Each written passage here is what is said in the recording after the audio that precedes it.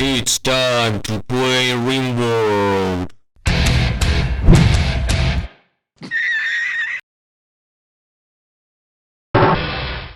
It's time to return to Hunt Down the Freeman.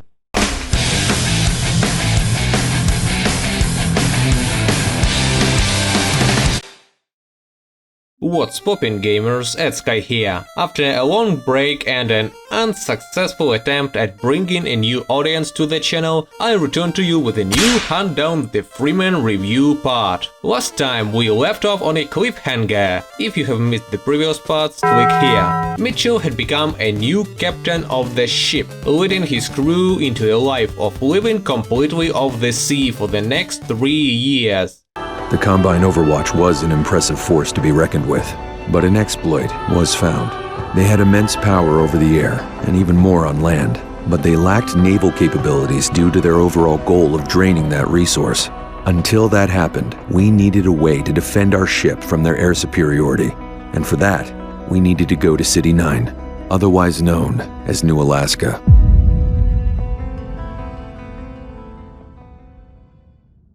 I won't lie. I would prefer Mr. Mitchell tell us more about what he's expecting to find in New Alaska and how had he found about it after 3 years. Nothing is told about what happened to the characters during that time. It is not even clear where they got their food, drinkable water, uniforms, weapons and fuel for the ship. Of course, I joked about them distilling the fish oil into fuel, but seriously, you cannot just ignore plot holes like that, Berkan. You are writing a game that is going to be sold for money and is a spin-off to a popular Half-Life franchise, so your world building needs to be at least a bit consistent. That is not talking about the other plot holes that we have encountered so far in the story.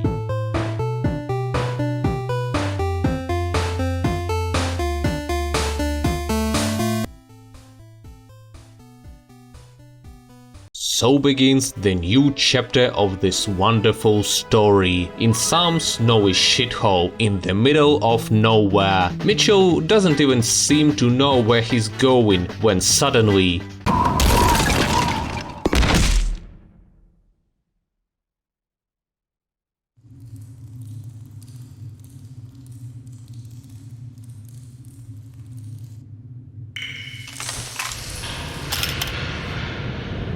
Using a flare from my inventory, I quickly course through the ice cave and find an exit.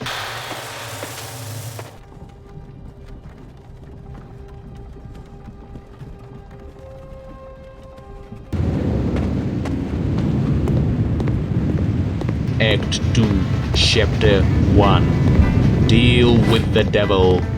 It is the first time a name of an act has been shown on screen. I mean, the name Deal with the Devil doesn't even fit because the first encounter with G-Man happened hours ago, and the next one is not happening until the next chapter. But I guess it sounded cool, so alright. A barn or a garage in the middle of nowhere contained a sniper rifle and a medkit that Mitchell immediately takes. I wonder what it could have been used for, but at the same time I would want to know why it is built in such a weird way to block the road. Perhaps this is the wall that Canadians built on the border to prevent Alaskans from illegally crossing the border.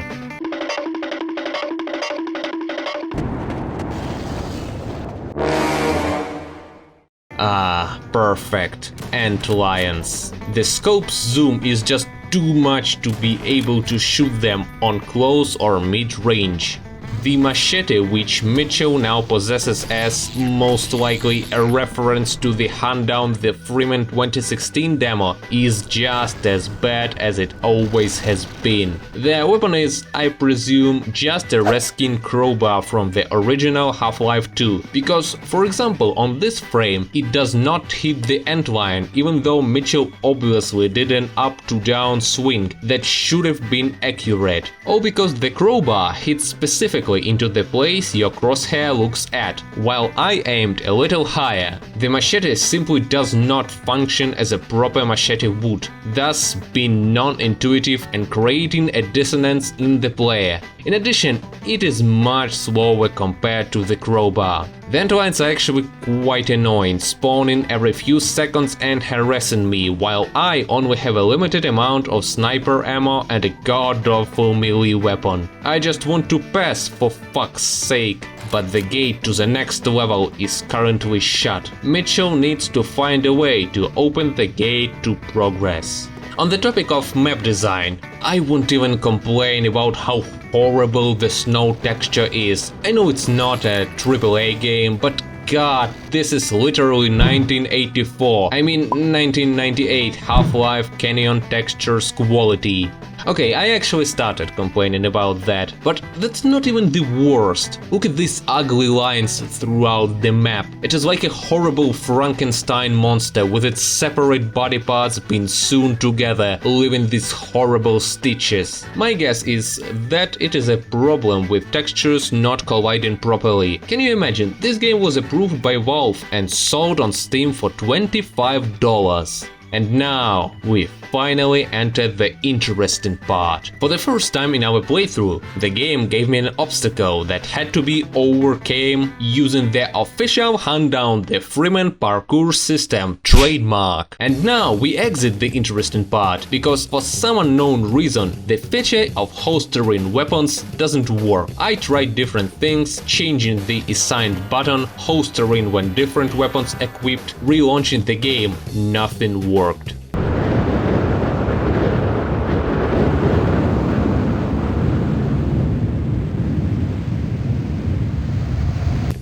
Oh no, look, it actually works! I climbed so fast! Wow! On top I found a garage containing an energy orb and a button. After stumbling around the place for some time, I finally found the way to activate the button and pressed it. The most logical guess was that it opened the gates that were locked before, and thank God, this time I was right. Oh, but we are still far from the end. I've got you in my sights. The next big section of New Alaska is concentrated around running through the combine snipers. It might sound weird, but to some extent it is even enjoyable. There is a certain challenge, you are given obstacles on your way to hide from the shots, and the snipers themselves are not that accurate. Okay, maybe a bit more accurate than I initially thought, but still. Fine, they're fairly accurate, but that doesn't mean dodging their shots is difficult. The trick is to find the rhythm and stop moving whenever they're about to shoot. Finally, I managed to reach the next...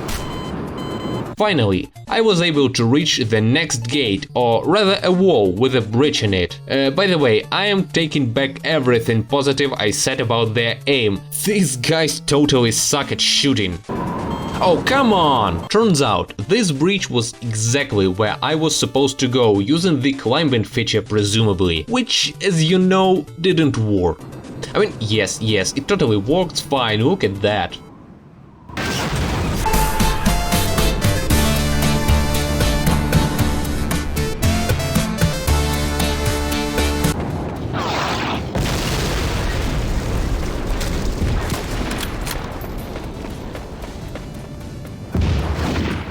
Oh, that's something new. A sniper drone launched in a capsule. I unironically think it is a great idea. We haven't seen anything like it in the Half-Life universe so far, and it is the first thing that Hunt Down the Freeman developers added to the gameplay themselves. Except the parkour system, of course, but it is too bad to list it as an achievement. Running from the crazy drone trying to snipe me, I chose the path to the left, not even noticing I could go right at that point. And indeed, on the left I found something, a train wreck covered by snow. Inside there was a medkit and some ammo. Sweet, I thought at the time. But where now? I can't go up because the shit blizzard is going to kill me there, so maybe to the right? No? And that is the main problem with the new Alaska chapter. The Arctic is west and there often are no indicators where you should go, because the whole map is open to you. However, when you try to go where you should not, the blizzard immediately starts killing you. Eventually, using trial and error, I figured out I most likely need to go back. And indeed, I was supposed to go right after all. Oh, but the next segment is not going to be pleasant either, because the developer, who so far was doing fairly okay by the Hunt Down the Freeman standards, throws a motherfucking sniper drone right into my face, blocking the path I need to go to progress. And if you think you can just run through it, no, you cannot.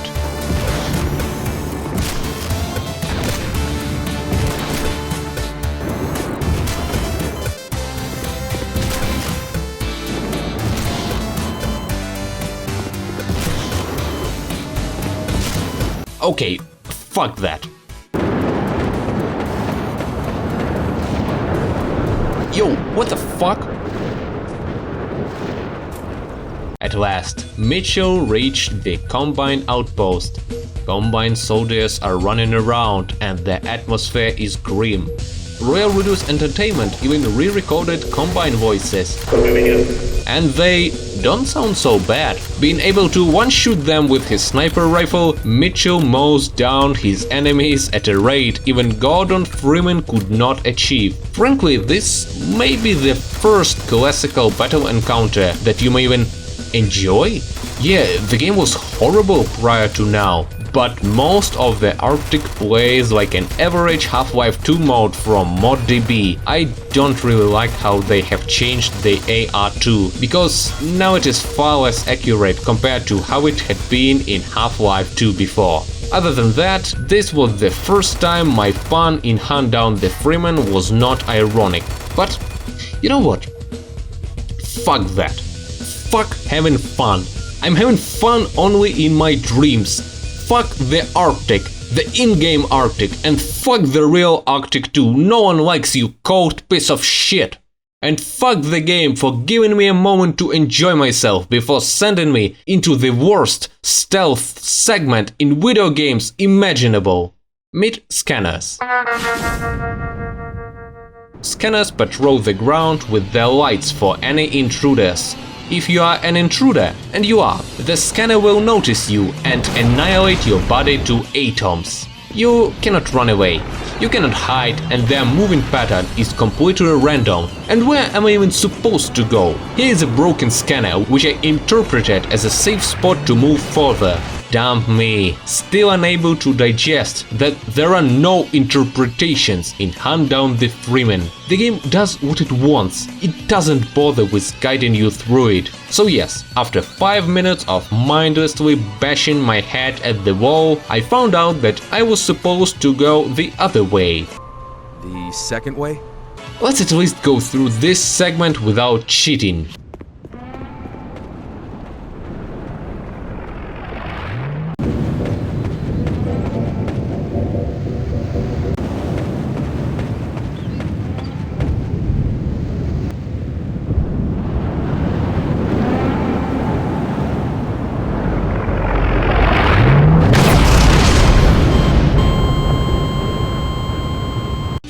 Oh, go fuck yourself, game. Upon reaching the base and running around for some time, being unable to find where to go next, I finally entered the hatchet in the ceiling and went. The ventilation leads me into a living room. Must be terribly cold in here with that hatchet open. Yet, who would live in such a place?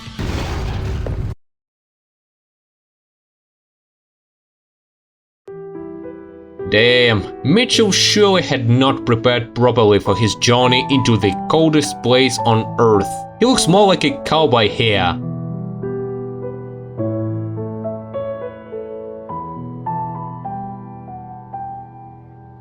A minute, please.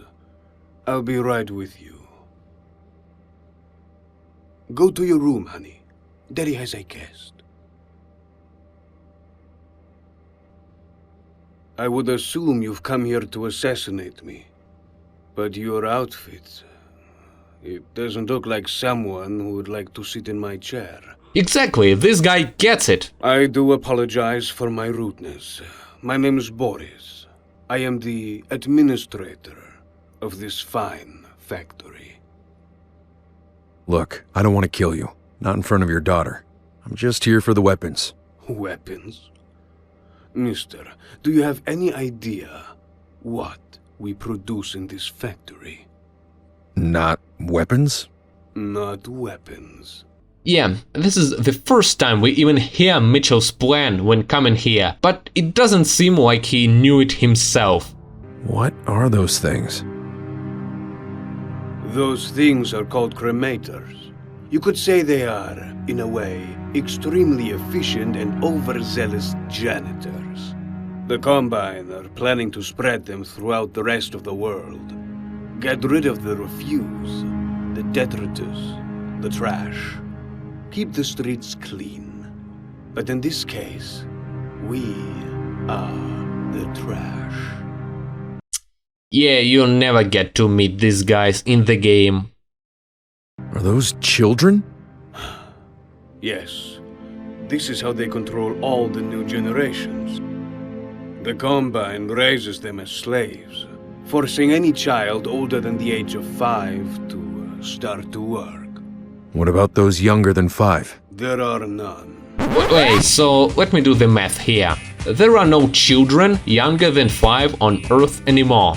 It had been 3 years since Combines won the 7-hour war and installed the suppression field. Hold on, we're getting there. 5 minus 3 equals 2. So what happened to the children who were younger than 2 when the Earth was conquered? Did Combines just massively thrash millions of toddlers in a giant meat grinder? I mean, it would make sense if Boris said there are none 5 years after the suppression field was installed, but the current dialogue leaves me wondering, what happened to the children? Another mystery on par with what was the second way? The second way? How many are there in this factory? About 100. I know what you think, and I have the same feelings. It disgusts me, but I have to work for them. For my daughter. That's the only way. I don't think that's disgusting at all. Excuse me. Think about it. Wasn't the main reason we were trying to go to space for decades for the resources? If we had the power to enslave them, wouldn't we? Hell, we enslave our own kind. We couldn't care less about an alien race. That's just nature playing out its own game. It's always been between predator and prey. That's the balance. But this time, the tables are turned. The hunter has become the hunter-ed. The chaser has become the chost. Dame Fortuna has had her franking privileges revoked. It seems the portrait has painted the artist, sketching the reverser, who has become the reverset. But this time, the suffixed will become the sufferer. And it appears the baby killer is about to kill a baby. His words are not devoid of meaning in a more broad sense, but philosophizing about how the occupation by Combine forces is okay, because it is just a nature's way and humans would do the same, is not something a war veteran who lost his comrades, friends and the whole damn planet would do. It is just completely out of character. You see, Anya, the Nazi order are not a horrible crime against humanity. It is only the order of life. If the circumstances were different, we would be the ones genociding Germans and establishing the great American rule. God, I wish the new Wolfenstein franchise wasn't on the verge of death. They got to us before we got to them, pulling our resources, draining the oceans, enslaving humans. Enjoy your time while you can, Boris, because sooner or later humans will rise up and put a stop to this. But this time round, humans won't even last 7 hours. They won't stop with the military. They will come for all of us, even for you and your daughter. You are a wise man indeed. Even though I do not share the same feelings as you, I have to agree that, with what you say, you are correct. We just may be closer to the end sooner than we think. But there's a difference between you and me. Until that day, I will not give up on humanity. You're a good man, Boris. Now get out of here. Take your daughter and leave. What do you have in mind? I'm gonna burn the whole factory to the ground and take those kids with me. You will do this for the children. I will, but not for the children. I need an army. Right after you get out of that room, I have to alarm the Combine. You know that, right? Do what you have to do and leave. Even if you don't do this for the children, I do appreciate it. And I won't forget that. Mitchell. Thank you, Mitchell. We'll meet again. We will. And finally, we get at least a bit of redemption for the horrible torture that I had to go through before in this act. A massive shootout against Combine forces on a giant factory. A cool rock music is playing on background. My aim is horrible. The sniper rifle one-shots everyone, and progressively, as you are slaughtering the Combine forces, the factory suffers more and more damage. But you do not even notice, because that is how smooth it integrates into the scene, where it seems like something that is supposed to happen. Playing on easy difficulty, however, gives its results, and the section is highly unlikely to kill you. More wrecking chaos, that's what I say. By the end, you're even allowed to operate a stationary AR-2 machine gun to finish them off. I might seem overexcited about this section. It is honestly nothing special on a global scale. But unless you have played it yourself, you won't be able to understand how much better it feels to fight Combines compared to the god-awful alien soldier creatures from Act 1. You won't understand how it feels to finally enjoy playing Hunt Down the Freeman, the $25 on-release game in the Half-Life universe. Eventually, however, this section ends, and I was not presented with a cutscene that was supposed to play here. Fine, I'll take it from YouTube just this once.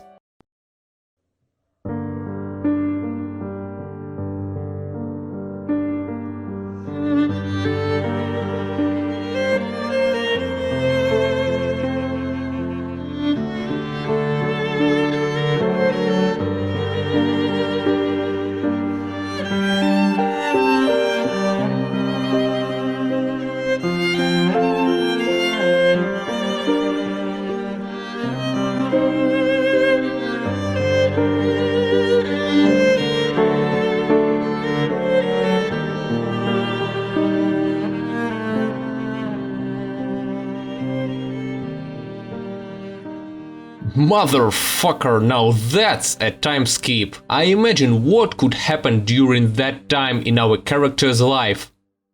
Oh, he shaved off his Geralt of Albuquerque haircut. That's all.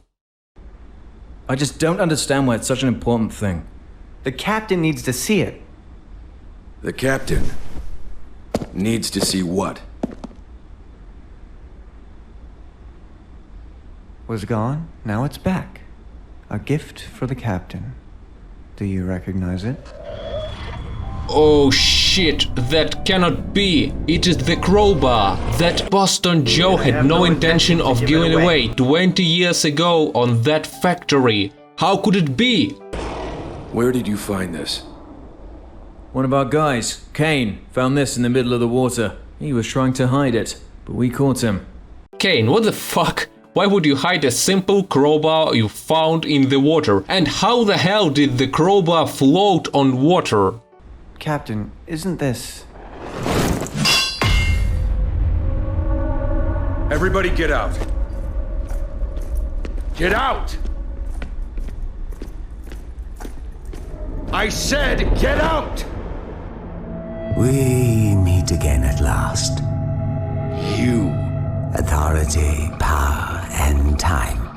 We have kept our promise, Mr. Mitchell. We gave you all the treasure you could possibly ask for. That wasn't treasure, it was a curse!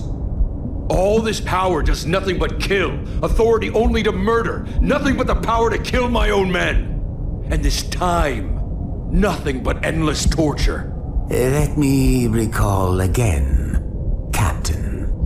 Whoever it takes, whatever it takes, however long it takes, that was the deal, and now the time has come again. We require your services. We need you to kill Dr. Freeman. If there is someone to blame for all of this, all of the suffering, it's the Freeman himself. Take it all back. I don't want it. I don't want the power, the authority, not even the time. I just want it to end. Freeman can go to hell. Wow. Just wow. In a game called Hunt Down the Freeman, where the main character should have been angry at Freeman for leaving him scarred for life, he's just apathetic. Mitchell doesn't want to hunt Freeman. He probably never did. That phrase, it was something an angry dying soldier said impulsively, but what was never a significant goal for him. It kind of makes you think about the topics of forgiveness and redemption, yet there is a narrative problem. It was barely half of the game and the main character no longer has any motivation to finish his supposed mission. There is no tension. The player, who probably barely could associate himself with Mitchell before, lost the last connection that could possibly drive him forward as this character. The only thing writers can do now is to force Mitchell into hunting Freeman in spite of his will. Sadly, I have to inform you, it's not that easy. You see, Captain, from now on, our agreement is coming due. We've done our part, and now it's your turn to do yours. Or else? Then I have no option but to let you get in a battle that you have no chance of winning. Now, pardon me. I have to take this back to its owner. Do not be late. City 17 awaits.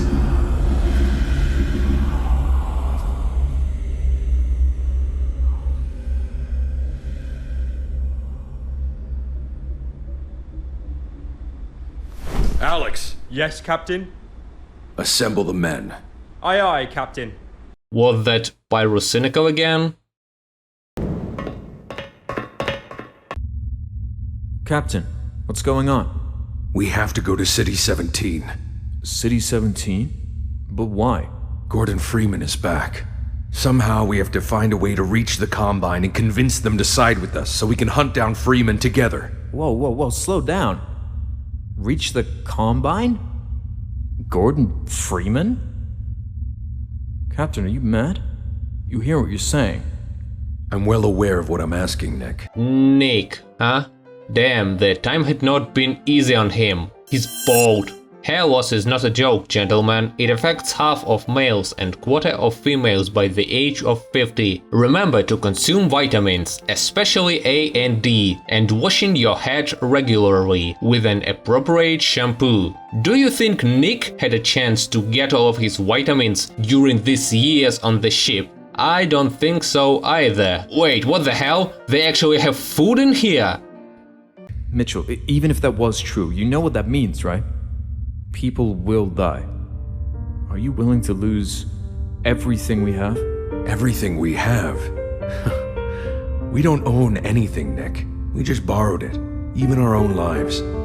We weren't meant to live this long. Mitchell, I beg you, please don't do this. This is madness. You're gonna get us all killed. We've survived for 20 years on this ship, and every single time we step foot on that land, too many innocent lives are taken. Those kids you took, didn't they have enough? You don't care for any of them, do you? You never did. Just used them. Do what the hell you gotta do. But I'm not gonna be a part of this.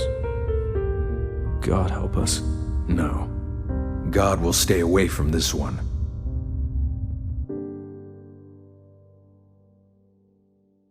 Nick actually is leaving us? Cannot we expect his support in such difficult times? He was like an OG member of the crew. He was an OG member, in fact. What's going to happen now? Oh, wait, there he is, ready to listen to our epic, inspiring speech.